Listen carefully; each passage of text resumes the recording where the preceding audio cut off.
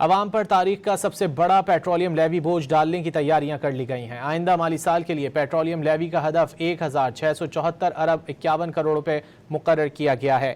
रवा माली साल के लिए पेट्रोलियम लेवी का हदफ 1468 अरब रुपए मुकर्रर था, जिसमें आइंदा माली साल 208 अरब रुपए से जायद का इजाफा किया गया है। क्लाइमेट सपोर्ट लेवी की मद में भी आइंदा माली साल 50 अरब रुपए वसूली का हदफ है। इस वक्त पेट्रोल और डीजल पर 2.5 रुपए फी लीटर क्लाइमेट सपोर्ट लेवी आयद है।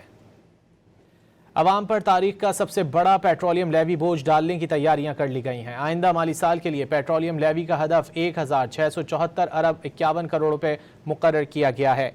रवा माली साल के लिए पेट्रोलियम लेवी का हदफ 1468 अरब रुपए मुकर्रर था, जिसमें आइंदा माली साल 208 अरब रुपए से जायद का इजाफा किया गया है। क्लाइमेट सपोर्ट लेवी की मद में भी आइंदा माली साल 50 अरब रुपए वसूली का हदफ है। इस वक्त पेट्रोल और डीजल पर 2.5 रुपए फी लीटर क्लाइमेट सपोर्ट लेवी आयद है।